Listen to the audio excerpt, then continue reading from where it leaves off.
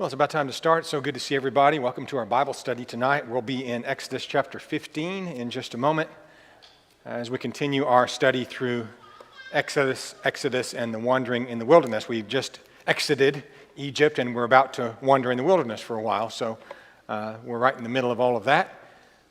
Again, good to have you with us. If you're visiting with us, we're going through the Bible narrative in all of our Bible classes.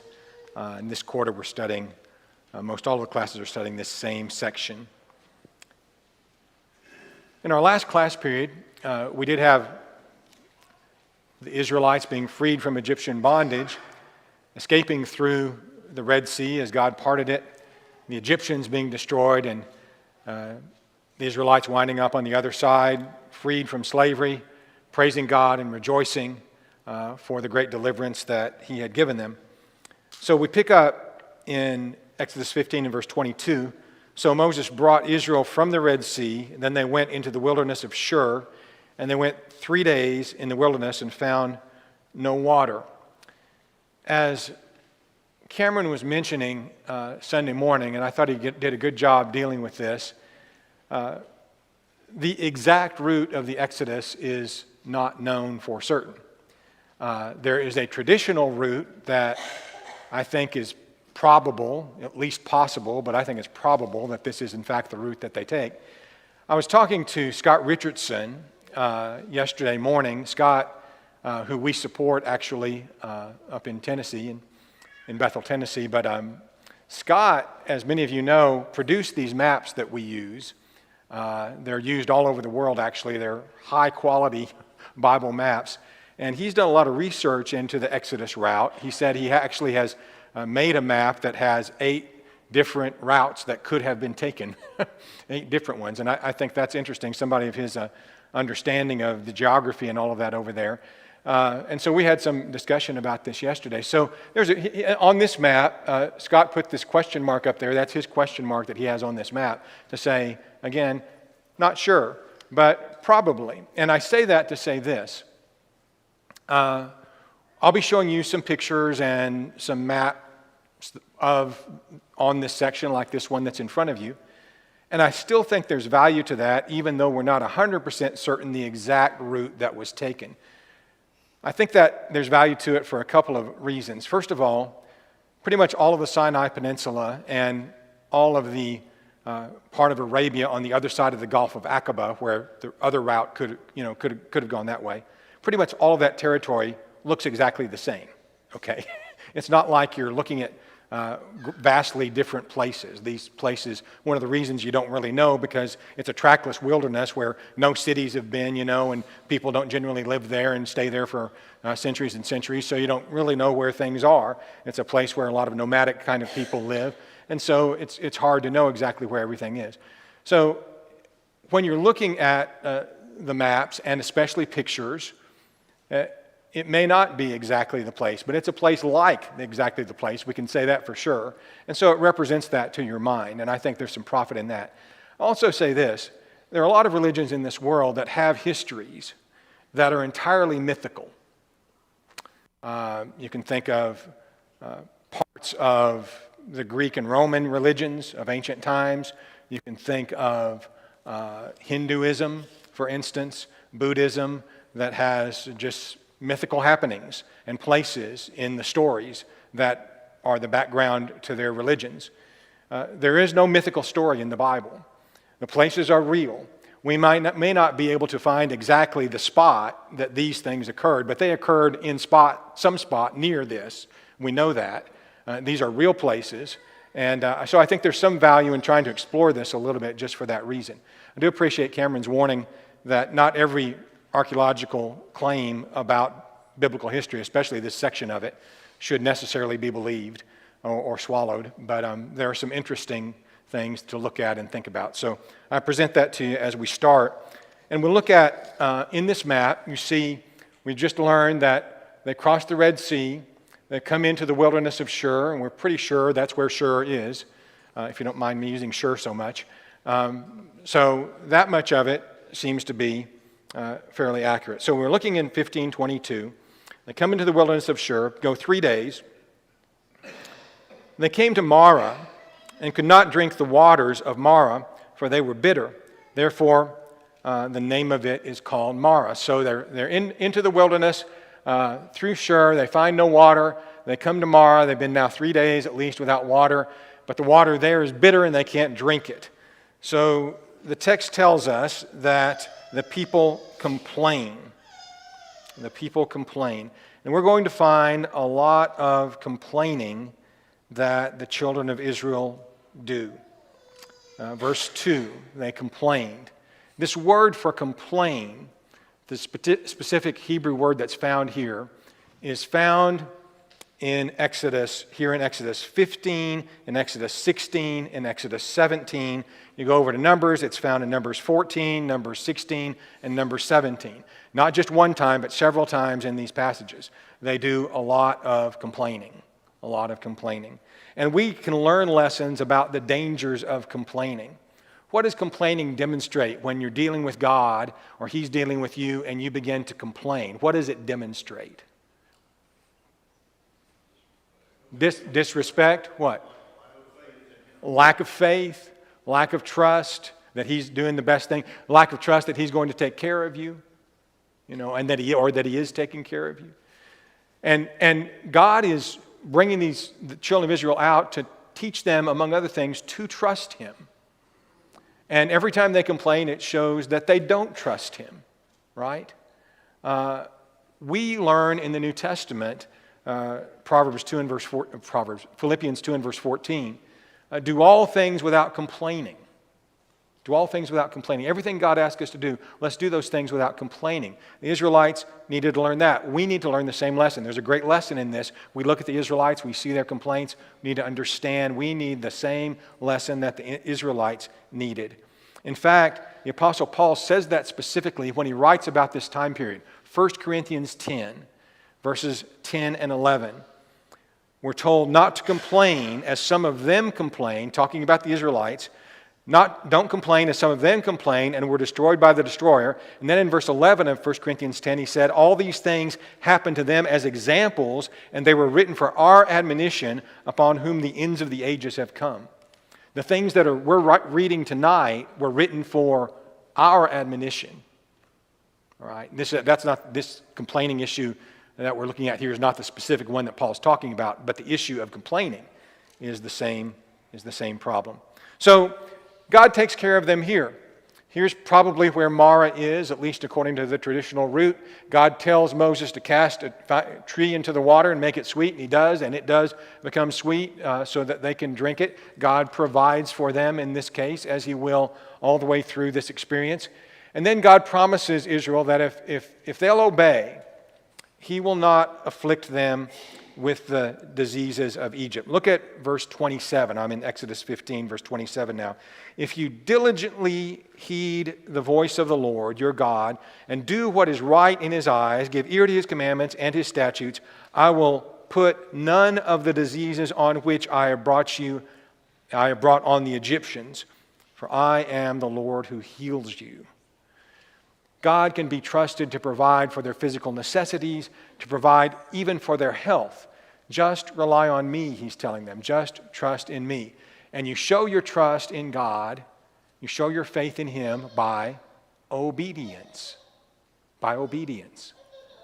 We trust God by doing what He says, even when it doesn't necessarily, what the Israelites are being told to do is, you follow me and follow Moses into this trackless wilderness, and it's all going to be good, and I'm going to give you a land flowing with milk and honey. Well, why are we going through the trackless wilderness? You have a lot of questions about this, right? There's not a lot of water out here. There's not food out here. They'll complain about all of that, showing that they don't trust God. They're not willing to wholly obey Him. Well, Israel then, in the next section, comes to Elim. And Elim is described in verse 27 as a place where there are 12 wells of water and 70 palm trees. So they camp there by the waters. How many wells were there? 12. Wonder if that's an accident. We're going to go through, as we go through even tonight's story, we'll see 12 coming into the story another time. And the number 12, of course, is symbolic of the people of God. All the way through the Old Testament, it's used that way. There will be 12 stones that are put in the River Jordan and 12 stones that are erected on the other side of the River Jordan, and all sorts of 12s all through. And then when you get to the book of Revelation, people wonder, well, why do we have that number 12 all the way through the book of Revelation? Well, it's representative of the people of God. And when you see that, that's what it refers to. But the background of that is in the story, again, that we're looking at tonight. Yep. There is, I think, as well, the 70 palms. And 70 comes up, actually, as a number that's significant a little bit later on. So this may be where Elam is. This is a possible site of Elam. And all I can say about that, I don't necessarily think that that's Elam, but what it does say to us is, are there places in the middle of this trackless wilderness where you have palm trees and wells of water? The answer to that is yes. We call them oases, or an oasis, and the Sinai has oases, plural, in it, and this is one. If this is exactly Elam, I don't think anybody knows for sure. I'm sure they sell tourist water here, and say that it's Elam, but I'm not sure that that's where it is. But the point is that yes, there are these places in the wilderness. This is a real story, and what we find here goes along with the story. So we pick it up as we go into chapter 16. Any other questions or thoughts before we do that? Looking at this next section. All right. In chapter 16, Israel leaves Elam and comes into the wilderness of Sin 1 month after leaving Egypt. So here you have at least what we label in this rendition of the route as the wilderness of Sin. And guess what happens? The whole congregation, verse 2, of the children of Israel complained against Moses and against Aaron in the wilderness. The children of Israel said to them, "Oh, that we had died by the hand of the Lord in the land of Egypt, when we sat by the pots of meat, and when we ate bread to the full. For you have brought us out into this wilderness to kill this whole assembly with hunger." So now they've just got over a time when they didn't have any water. Now they don't have anything to eat. And they're complaining about that. This particular complaint is a sad and sorry one, if you think about it. Their plight in Egypt was horrendous. And here they say, God is mistreating us so badly out here in the wilderness, we'd rather go back to Egypt. What a slap in the face to the God of heaven, who has said, I'll provide for you. I'll give you everything you need, including not give you any diseases and heal you and everything.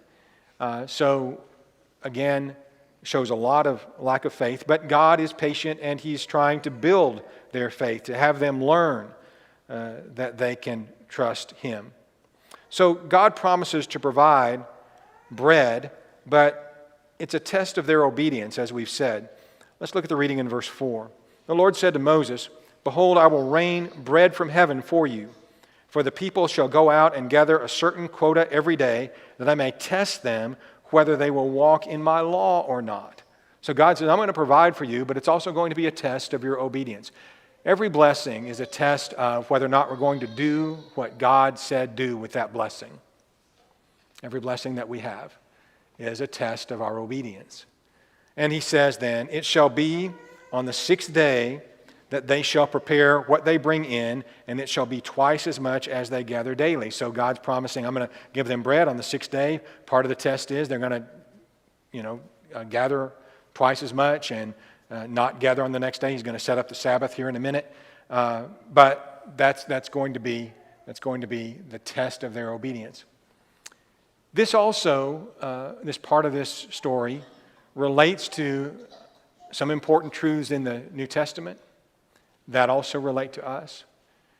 In John chapter 6, Jesus feeds the 5,000, goes over to Capernaum, and He has this discussion with the people about they want more bread. And they say, our fathers gave us,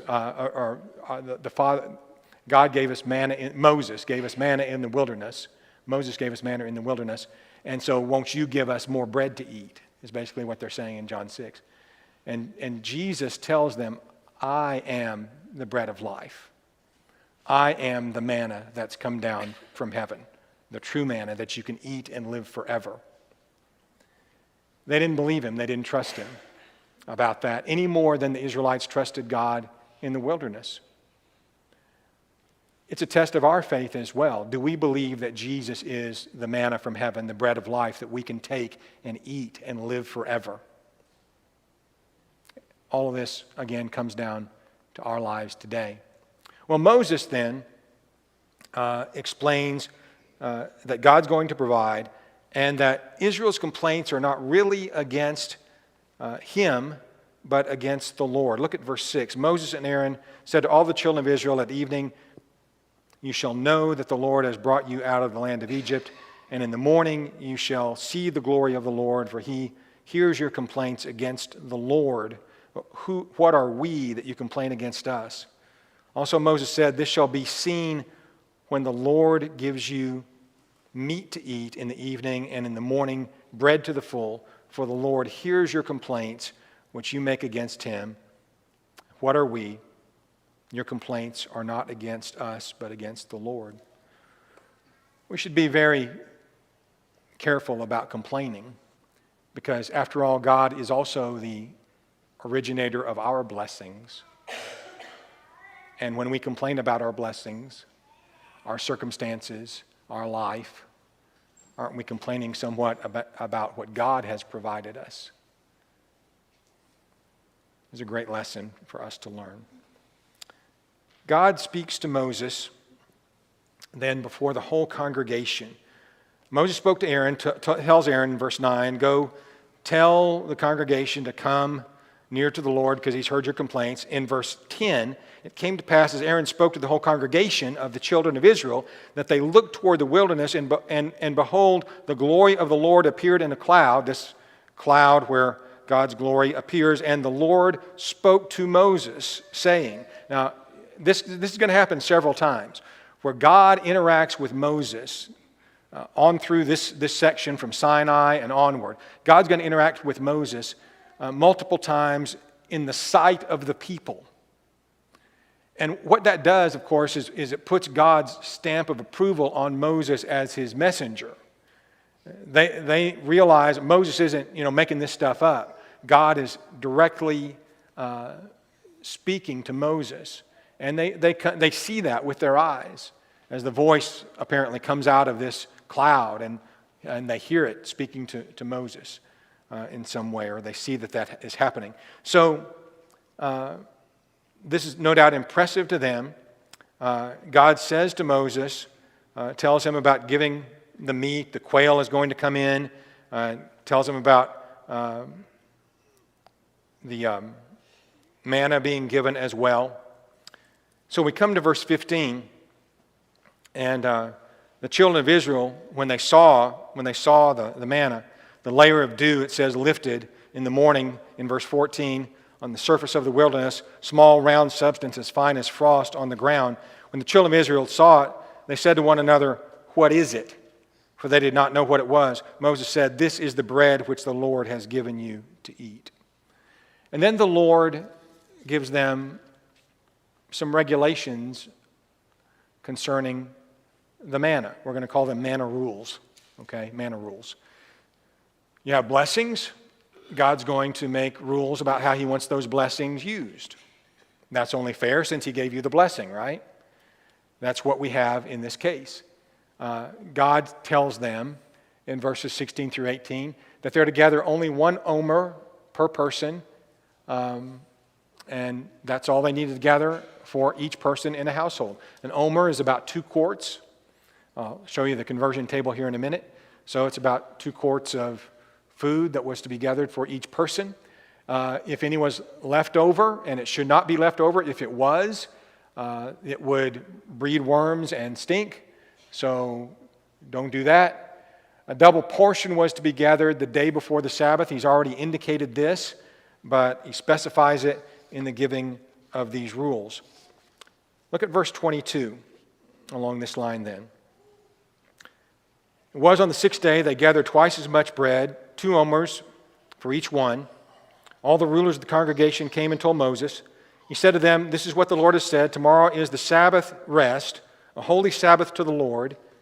Bake what you will bake today, and boil what you will boil, and lay up for yourselves all the remains to be kept until morning." You notice, up until this time, for 6 days, if they had any left over, it would spoil by morning. But if you bake it or boil it before the Sabbath, it'll keep. And so that's what they were told to do. They laid it up till morning, as Moses commanded, and it did not stink, nor were there any worms in it. Moses said, "Eat that today, for today is a Sabbath to the Lord. Today you will not find it in the field. 6 days you shall gather it, but on the seventh day, the Sabbath, there will be none." What we need to know about this, I think maybe more than anything else, is this is the first time the Bible mentions the Sabbath. It's going to be a day of rest. It's a day of rest because God has provided. He's provided for a day of rest. There are going to be a lot of other rules and regulations associated with the Sabbath, but here's the foundation of it. Here's the beginning of it. I have provided for you plenty enough so you can rest on the Sabbath day. And so at the core, that's what it's going to be. When they get to Sinai, he's going to give more rules and regulations about it. So what happened when these rules were broken? Well, nothing good happened. Whether it was, the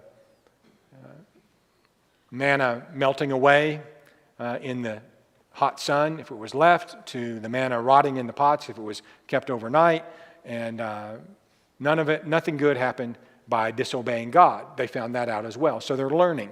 They're learning about what God expects. Here's some facts about manna that you might find interesting. The word manna means, what is it?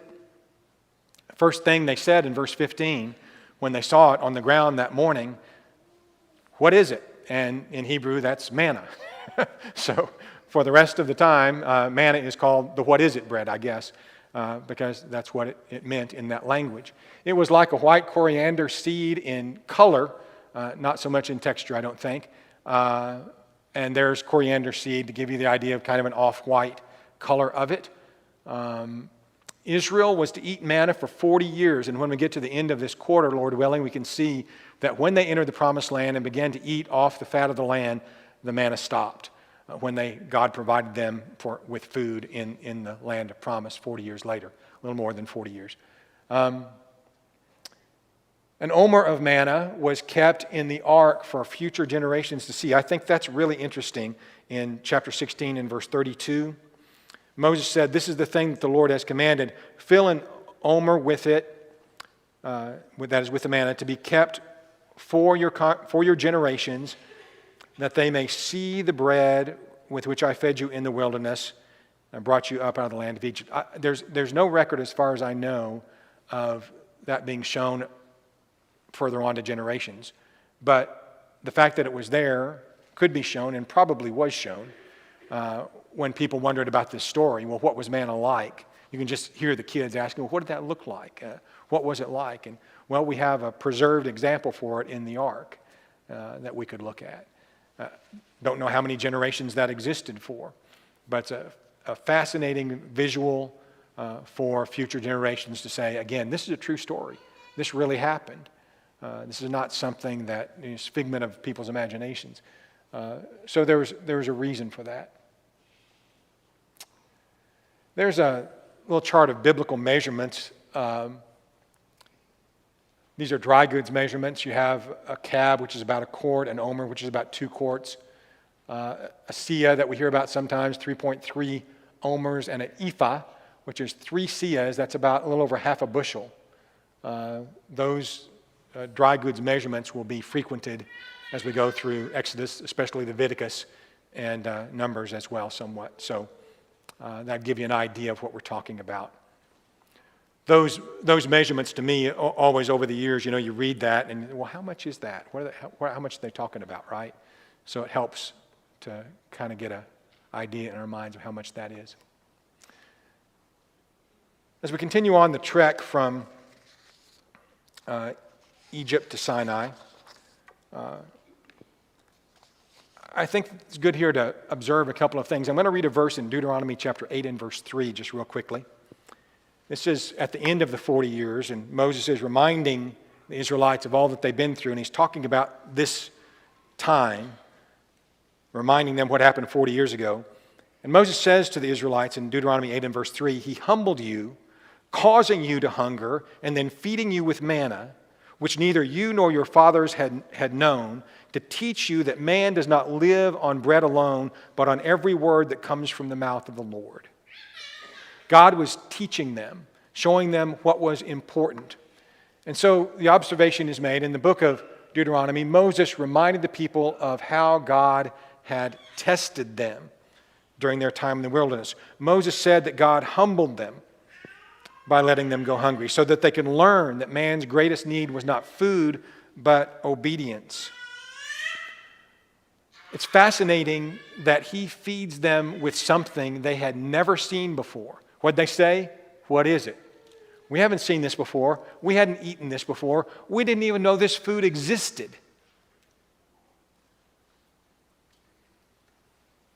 Wow. You mean God's going to keep his promises whether you know how he's going to do it or not? What a lesson, right? Well, God can't do that. That doesn't even exist. That's an impossibility. Like manna in the wilderness, right? Like that. That's what he taught them. He's to be trusted. He's to be trusted. Man does not live by bread alone, but by obedience to the word of God. All right. Travel on from there in chapter 17. All the congregation of Israel set out on their journey from the wilderness of sin according to the commandment of the Lord and camped at Rephidim. There was no water for the people to drink. Seems like we've been here before. Again, it's a desert. It's a wilderness. There's, hundreds of thousands of people. As we're thinking about a conservative estimate of this with women and children and the mixed multitude that went along with them. 2 million-ish people. And there's no water to drink. That's a problem. Therefore, the people contended with Moses and said, Give us water that we may drink. So Moses said to them, Why do you contend with me? Why do you tempt the Lord? The people thirsted there for water, and the people complained against Moses. Why is it that you brought us out of Egypt to kill us and our children in the wilderness and our livestock with thirst? Moses asked the Lord what to do. And of course, the Lord provides water. He says to Moses in verse 5, Go on before the people, take some of the elders with you, take in your hand your rod with which you struck the river, and go. And behold, I will stand before you there on the rock in Horeb. And notice, they've come to Rephidim, but they're very close to Horeb, Mount Sinai. So Rephidim and Horeb are very close together. That could be important in a minute. But what happens is Moses was told to strike the rock, and the people may drink. Moses did so in the sight of the elders of Israel, end of verse 6. So he called the name of the place Massah and Meribah because of the contention of the children of Israel and because they tempted the Lord, saying, Is the Lord among us or not? The word Massah means trial, and the word Meribah means contention. Now, remembering what I said about this route is the traditional one. It makes sense to me. There are places along the way that make sense. I'm not 100% sure that it is. But again, we can look at some places along the way and say, oh, well, it really could have looked like that because there are a lot of places out here that look like that. And this place in particular is pretty interesting because there is a rock very close to the traditional Mount Sinai that looks like that. And this is traditional Rephidim in the Sinai Peninsula, not far from traditional Mount Sinai. And that rock kind of stands out, doesn't it?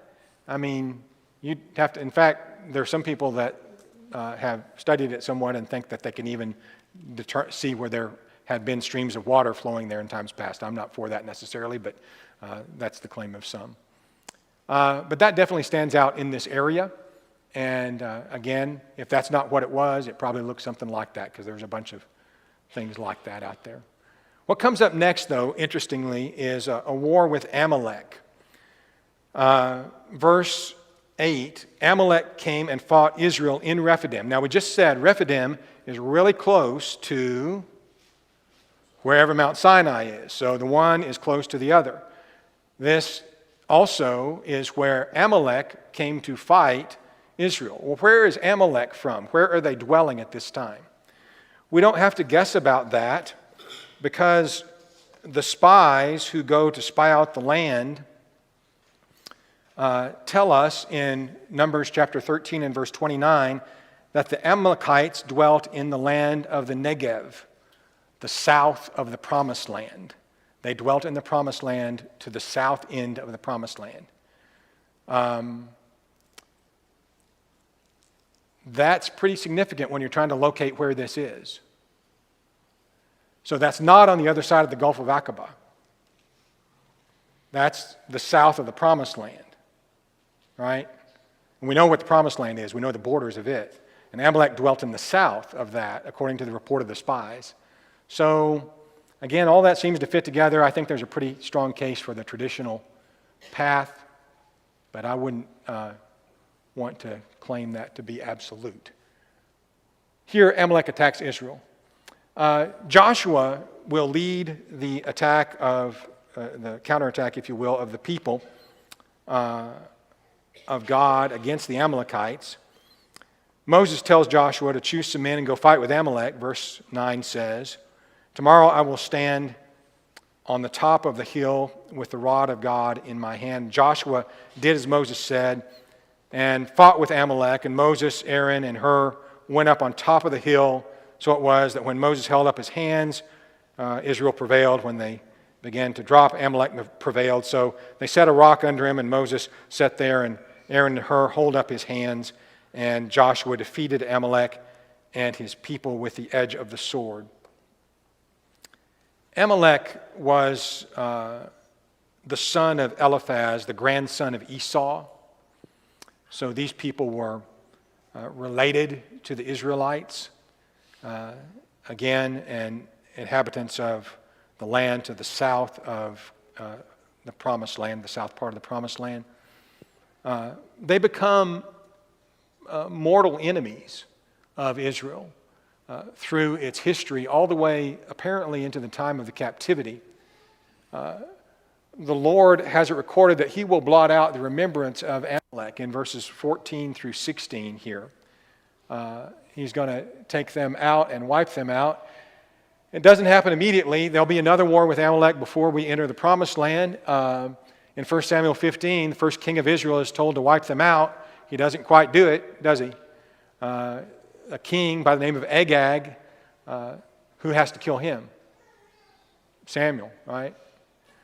Saul wouldn't do it.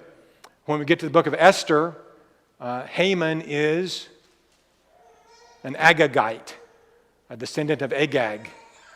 So apparently the Amalekites were maybe a thorn in the flesh of the Israelites all the way into the time of the captivity. But here they're conquered handily, and Moses erects an altar to the Lord, and he calls it, "The Lord is my banner," verse 15. Moses built an altar, called it, "The Lord is my banner," because the Lord has sworn, "I will have war with Amalek from generation to generation." One of many sort of memorials, honoring stones and such that will be erected by God's people. Just really quickly, we don't have a lot of time to look at this, but next thing that happens in chapter 18 is Jethro, Moses' father-in-law, comes. Jethro is a priest of Midian, the text tells us. Hearkening back now, we're still technically in the patriarchal age. So Jethro is a priest of Midian. He brings Moses' family to him here by the mountain where Moses had first encountered God from the burning bush. He brings the two sons of Moses, Gershom and Eleazar. Of course, and they'll figure prominently into the story as it goes on. Jethro certainly recognizes the greatness of God and how its deliverance demonstrated his greatness.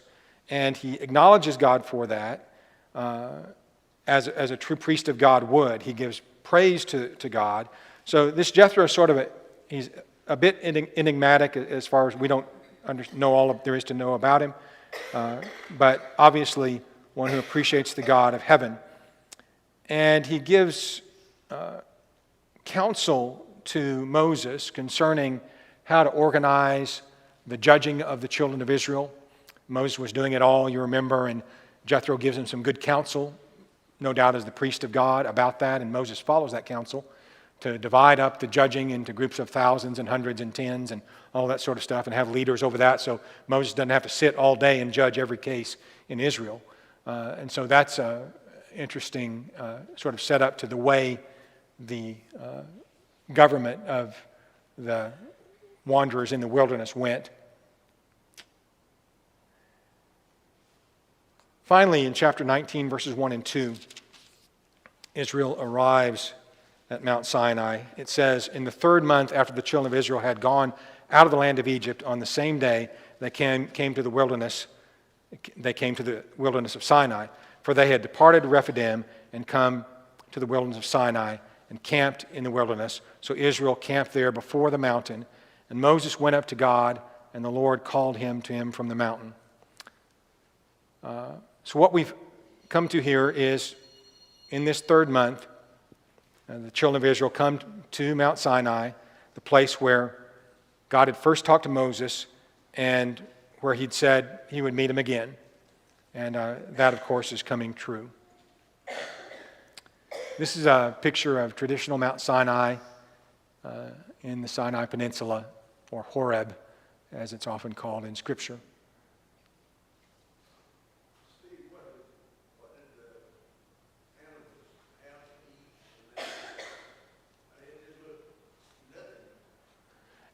No matter where you go in this area, it is nothing. It's trackless, and it's truly desert. And you wonder about that. We're not told. They did have flocks through the time. Obviously, they were sacrificing a lot of sheep. Sheep are fairly hardy animals, and I've seen them in southern Judea, where it's every bit as arid as this. Staying there. But I don't know. I don't know enough about that to say. Good question, though. All right. Here's kind of where we went from tonight, from the starting point at Ramesses all the way down to Mount Sinai. Traditional route, at least, is what we've looked at on the map. All right, any other questions or thoughts? All right, we'll pick up there Sunday morning. Well, it's really good to be up here tonight. First time, actually, aside from chasing my kids off of here. In preparation for today, I was thinking, what I would talk about and maybe draw from a life experience and the time I've had to grow and develop as a Christian. And then I just started thinking about just that, just time. And we've heard of this expression, the right time, being in the right place at the right time. This is, something that generally carries this idea that some sort of luck is involved, something that happens by happenstance, that, through no merit. I'll give you an example, a real-world example of what I know. So a young woman goes out to a restaurant with her friends on a Wednesday night around 8:30, 9 o'clock, sits down for dinner, and in walks this guy. When I recall, this guy was very handsome, charming, pretty funny, and he sits down at a table next to her. Now, I would joke that maybe she was in the right place at the right time, but really, I was in the right place at the right time. This led to me becoming a Christian, married, and with 2 kids. Now, I didn't plan for that outcome just by walking into a restaurant, going out to dinner that night. So, to me, I was in the right place at the right time. And this expression is typically used when benefiting from something or sometimes providing a benefit. And the outcome was unknown and unplanned beforehand. We can't say definitively that as a result of being somewhere, something will happen at any given point. If you would, please turn to James chapter 4. Here, there's a good lesson here on basically not counting your chickens before they hatch, so to speak, as anything can happen between 2 points in time. It says, "Come now," in verse 13, "Come now, you who say, 'Today or tomorrow we will go to such and such a city, spend a year there, buy and sell, and make a profit,' whereas you do not know what will happen tomorrow." Now, I can tell you that 1 week from today, I can be in the McDonald's drive-thru, and I'm absolutely going to enjoy a sundae. But that means absolutely nothing if their machine is broken yet again. Or if my car breaks down when I'm backing out of the driveway, leaving the house. And in this example in James of not boasting about what will happen when that's unknown and we can't plan for that, he goes on to say in verse 14, "For what is your life? It is even a vapor that appears for a little time and then vanishes away. Instead, you ought to say, 'If the Lord wills, we shall live and do this or that.'" And that's a heavy thing to think about, having, that's out of our control. That's something that God is in control. Time, such a, big thing to us. And to expect or plan to be in the right place at the right time calls for something that has yet to happen in time, and undoubtedly, again, out of our control. Can you guarantee something will happen in a week, a month, perhaps the next 5 minutes? The truth is, you can't trust that there's this infinite amount of time that we have. Like what we just read in James, anything can happen, such as our time on this earth coming to an end, which can happen before I even finish this sentence. We are told that when Jesus comes again, it will be sudden, at an unknown point in time, likened in many passages in the Bible to a thief in the night, and that the earth will cease to exist. We can draw from many passages about this, but in 2 Peter chapter 3, starting in verse 10, it says this, But the day of the Lord will come as a thief in the night, in which the heavens will pass away with a great noise, and the elements will melt with fervent heat. Both the earth and the works that are in it will be burned up. So here's a story. So Steve gave a lesson one Sunday many, many years ago. And this is one I actually still awake for in one of his lessons. But it was this imagining of what it would be like when our time is up, to hear this loud noise when Christ comes back, what we would have to answer for in that day. It was such a great lesson. As many of you know, I'm originally from Tampa. So with that in mind, we were just visiting at the time when this lesson was here, and I remember we went to bed that night, and the next morning, the tornado sirens went off. I had never heard this. And in that moment, I immediately thought, it's happening, this is it. So, I wasn't fully awake yet, and everything just seemed louder when you're not, fully awake. But I got to thinking in that moment, if that had been it, if my time was up, am I in the right place with God? And there's no way we can predict how much time we have left or when that day comes. If you turn to Matthew 24, in Matthew chapter 24, Jesus tells that only God the Father knows when that day and time will be. Starting in verse 35, Heaven and earth will pass away, but my words will by no means pass away. But of that day and hour no one knows, not even the angels of heaven, but my Father only. But as the days of Noah were, so also will the coming of the Son of Man be. For as in the days before the flood, they were eating and drinking, marrying and giving in marriage, until the day that Noah entered the ark, and did not know until the flood came and took them all away. So also will the coming of the Son of Man be. So just like that, our time can be up at any given moment. So back to this idea of being in the right place at the right time. In the spiritual sense, we should aim to be in the right place at the right time with God always. There are plenty of known opportunities of this in our day-to-day lives, and we shouldn't let them pass us by while we have them. A good example of such an opportunity in the Bible would be with the Ethiopian eunuch. So if you turn to Acts chapter 8, in Acts chapter 8, we're told in verse 26 that an angel of the Lord told Philip to go along a road in the desert.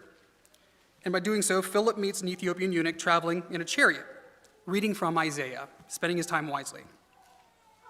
And then some time after, Philip proceeds to preach Jesus to him.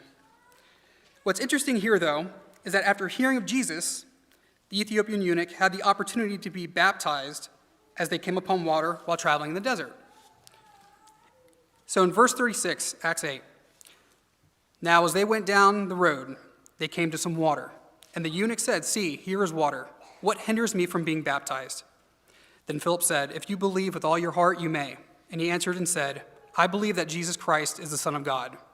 So he commanded the chariot to stand still, and both Philip and the eunuch went down into the water, and he baptized him. And it mentions they're in the desert, and I don't imagine there are many places in the desert where there's much water. Yet, in this particular passage, when they come upon water, the Ethiopian made a choice then and there to name Jesus as the Son of God and be baptized. He had the opportunity, and what seems to be without delay, he took it. We need to be ready for any given moment, and we need to be in the right place in our lives with God. Back in Matthew chapter 4, and you have to go here, but I'll just read it quickly. It says, "Watch therefore," in verse 42, Watch therefore, for you do not know what hour your Lord is coming, but know this, that if the master of the house had known what hour the thief would have come, he would have watched and not allowed his house to be broken into. Therefore, you also be ready, for the Son of Man is coming at an hour you do not expect." So my question is, why wait? If you are a Christian and are struggling to be in the right place with God, and you require the congregation to pray with you and for you, you have that opportunity tonight. If you are not a Christian and realize that there is sin that you need to walk away from, that you should repent and be baptized in the name of Jesus Christ for the remission of sins, to have that hope of a home in heaven one day, you are extended an invitation. You are in the right place, and this is the right time. If you are subject to this invitation, please come forward as we stand and as we sing.